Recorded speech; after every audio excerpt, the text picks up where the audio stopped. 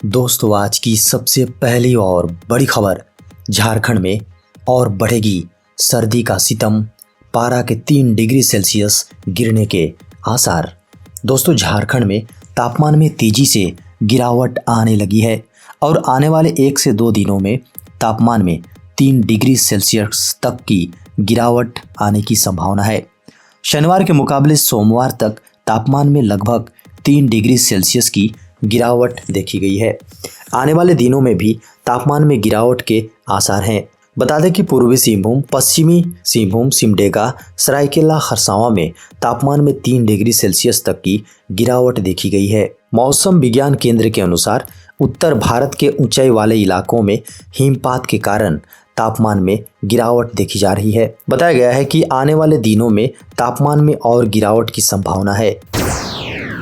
दोस्तों, बड़ी खबर है, आज फिर होगी शिक्षा मंत्री श्री जगन्नाथ महतो के साथ पारा शिक्षकों की बैठक। दोस्तों, झारखंड के शिक्षा मंत्री श्री जगन्नाथ महतो ने झारखंड के पारा शिक्षकों के प्रतिनिधि मंडल को पारा शिक्षकों के अस्थायीकरण और वेतनमान जैसी मांगों को लेकर आहूत की गई बैठक में पारा शिक्षकों के प्रतिनिधियों के साथ वार्ता के लिए 14 दिसंबर को पूर्वाह्न 11 बजे माननीय मंत्री स्कूली शिक्षा एवं साक्षरता विभाग झारखंड के कार्यालय प्रकोष्ठ MDI बिल्डिंग धुरवा रांची में आहूत की गई है। उक्त बैठक में कुल पारा शिक्षकों के 3 प्रतिनिधियों के साथ समय पर भाग लेने के लिए सुनिश्चित करने का निर्देश दिया गया है।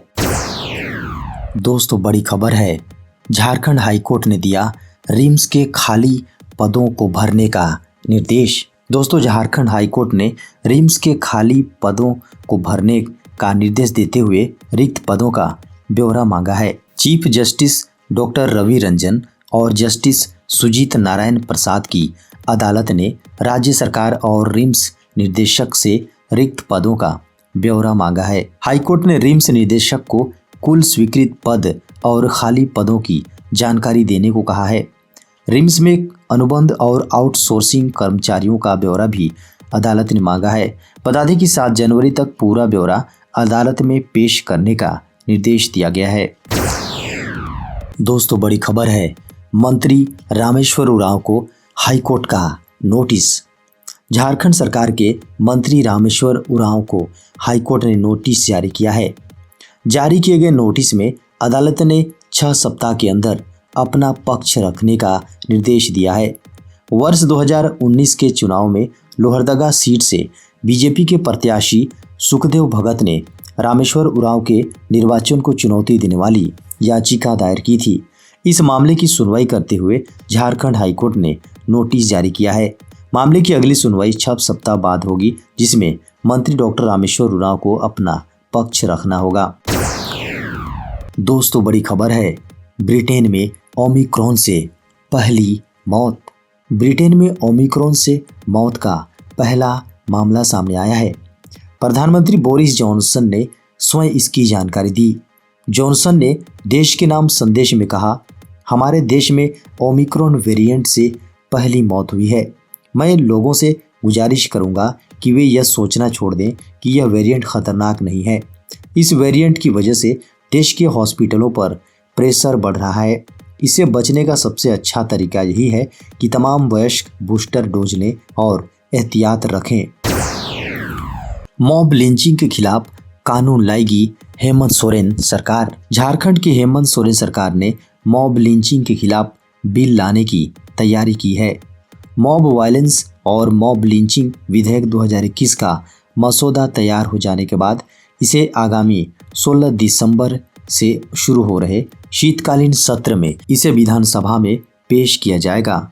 विधेयक के ड्राफ्ट के अनुसार इसका उद्देश्य प्रभावी सुरक्षा प्रदान करना है, साथ ही पीड़ित के संवैधानिक अधिकार की रक्षा करते हुए भीड़ हिंसा की रोकथाम करना है। इस बिल को पास करने के बाद मॉब लिंचिंग के खिलाफ कानून पास करने वाला झारखंड तीसरा राज्य बन जाएगा। इससे पहले पश्चिम बंगाल और राजस्थान में यह बिल लागू किया गया है। पुरानी पेंशन का लाभ नहीं मिलने पर आंदोलन करेगी झारखंड पुलिस। पुरानी पेंशन योजना के लाभ को लेकर राष्ट्रीय आंदोलन में झारखंड पुलिस एसोसिएशन ने भी अपनी भागीदारी सुनिश्चित कर दी है। इसको लेकर झारखंड पुलिस मेंस एसोसिएशन ने भी अपनी आवाज़ बुलंद करना शुरू कर दिया है।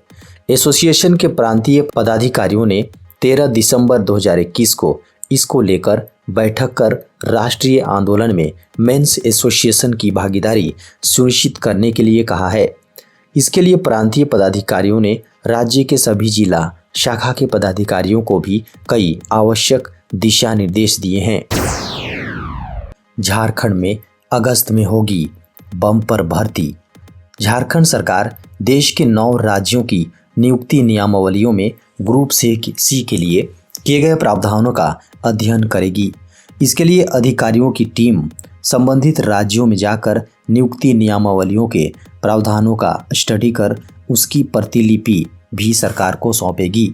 बता दें कि झारखंड सरकार ने अगस्त में तृतीय और चतुर्थ श्रेणी के पदों पर नियुक्ति के लिए झारखंड के मान्यता प्राप्त शिक्षण संस्थानों से 10वीं और 12वीं पास होना अनिवार्य किया है। इस संशोधन के आधार पर विभिन्न संवर्गों की एग्जाम संचालन नियमावलियों में भी 10वीं और 12वीं वाले प्रावधान किए जा रहे हैं।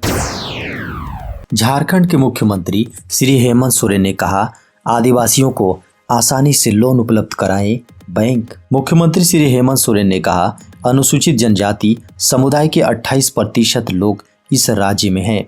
अगर अनुसूचित जाति समुदाय को सम्मिलित कर ले तो यह 40% तक जाएगी। ऐसे में उन्हें आगे बढ़ाने की दिशा में हम सभी का सामूहिक प्रयास होना चाहिए। ये बातें मुख्यमंत्री हेमंत सोरेन ने कही। मुख्यमंत्री अनुसूचित जनजाति समुदाय के व्यक्तियों को बैंकों द्वारा लोन उपलब्ध कराने के संबंध में आयोजित बैठक में बोल रहे थे। उन्होंने कहा कि अगर बैंक आदिवासी समुदाय के लोगों की भूमि छीन लेगी तो उनका अस्तित्व ही खत्म हो जाएगा। उनके अस्तित्व को सुरक्षित रखते हुए हमें कार्य करना है। झारखंड में अटल मोहल्ला क्लिनिक को दोबारा शुरू करने की तैयारी। दोस्तों, झारखंड में अटल मोहल्ला क्लिनिक को दोबारा शुरू करने की तैयारी है। इसको लेकर 4 चिकित्सकों की नियुक्ति को लेकर विज्ञापन निकाला गया है, जिसके साक्षात्कार की तिथि 17 दिसंबर है। झारखंड की राजधानी रांची में 12 अटल मोहल्ला क्लिनिक का संचालन 2 पालियों में सुबह 8 से 10 और शाम 6 से 8 बजे तक किया जा रहा है। लेकिन चिकित्सकों की कमी के कारण चिकित्सकों की नियुक्ति के लिए विज्ञापन निकाला गया है। रविवार को भी ओपीडी का संचालन होगा। अटल मोहल्ला क्लिनिक के लिए निकाले गए विज्ञापन में चिकित्सकों की नियुक्ति की अधिकतम उम्र 67 वर्ष रखी गई है। जेपीएससी पीटी एग्जाम विवाद पर राजभवन ने जेपीएससी से मांगी रिपोर्ट। जेपीएससी 7वीं पीटी एग्जाम का विवाद थमने का नाम नहीं ले रहा है। यह मामला अब राजभवन तक पहुंच गया है। पिछले दिनों छात्रों के शिष्टमंडल ने राज्यपाल रमेश बैस से मुलाकात की थी और जेपीएससी एग्जाम में गड़बड़ी का आरोप लगाते हुए परीक्षा को रद्द करने की मांग की थी। अब राज्यपाल ने इस मामले में संज्ञान लेते हुए जेपीएससी से इस पूरे मुद्दे पर रिपोर्ट मांगी है। बता दें कि जेपीएससी द्वारा 7वीं, 8वीं, 9वीं और 10वीं की पीटी एग्जाम 19 सितंबर 2021 को झारखंड के 1102 केंद्रों पर आयोजित की गई थी। 1 नवंबर को जेपीएससी द्वारा रिजल्ट जारी किया गया था, जिसमें एक ही सीरीज के कई विद्यार्थियों का चयन हुआ था। झारखंड के एसटी/एससी पिछड़ा वर्ग के छात्र कर सकेंगे फ्री इंजीनियरिंग और मेडिकल एग्जाम की तैयारी। झारखंड के एसटी/एससी अल्पसंख्यक और पिछड़ा वर्ग के छात्रों को इंजीनियरिंग और मेडिकल नामांकन परीक्षा की तैयारी कराने के लिए राज्य सरकार मुफ्त आवासीय कोचिंग की सुविधा देगी। हाल ही में राज्य के शिक्षा विभाग की ओर से इस संबंध में आदेश जारी किया गया है। शिक्षा विभाग के आकांक्षा कार्यक्रम के तहत कल्याण विभाग द्वारा शुरू किए जा रहे कार्यक्रम का नाम प्रेरणा रखा गया है। विभाग की ओर से मिली खबरों को माने तो इस प्रोग्राम में चयनित रजिस्ट्रेशन का नामांकन कक्षा 11 में रांची के विद्यालयों में कराया जाएगा।